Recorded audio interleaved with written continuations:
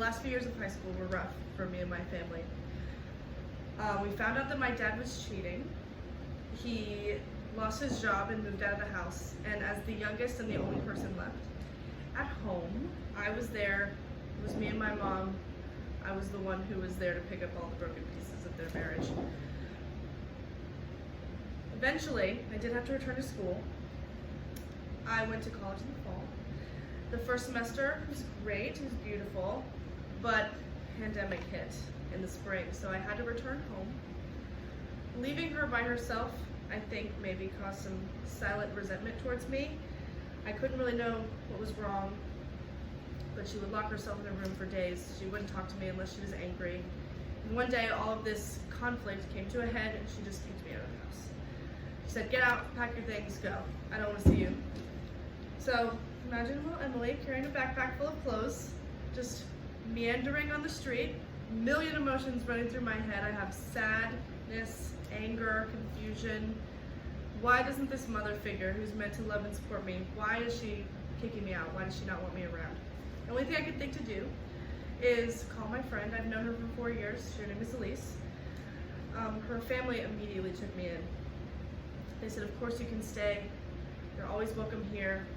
And I ended up living with them for 2 months. And although the circumstances weren't ideal, being there was actually one of the warmest and most welcoming times in my life. I have nothing but fond memories.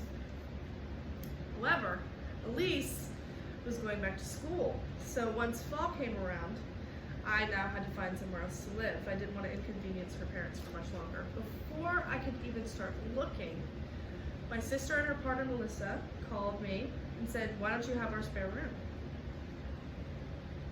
I'm thinking, yes, I would love that. So now, after being kind of floating for a long time, I had a room, I had furniture, I had a place to stay, I had people who wanted me there. After a while, I ended up getting some new furniture. I started decorating my room, and it finally felt like somewhere that was mine. One day, I hear Melissa on the phone talking to a friend. She is so excited. She's telling this person about how she's so excited about this trip that we're gonna go on. She says, "Yeah, me and my family are going on this trip." And I'm sitting on the couch. I'm thinking, "Oh, I didn't know her family was going. Oh, how fun, extra people."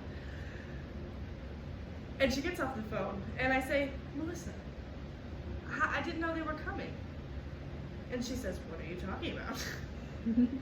And I say back, "You said your family was coming." She goes, "I was talking about you, dum-dum. You and Rachel." And immediately, I just, full stop, I started crying. I had nothing, no thoughts, nothing to say. Because up until that point, I had assumed that family was the people that you're stuck with. That's what everyone was telling me. They're saying, you have to make amends, you have to do this, you have to do that, because that's who you're stuck with. But until that moment, I'm thinking, this is the family that I choose.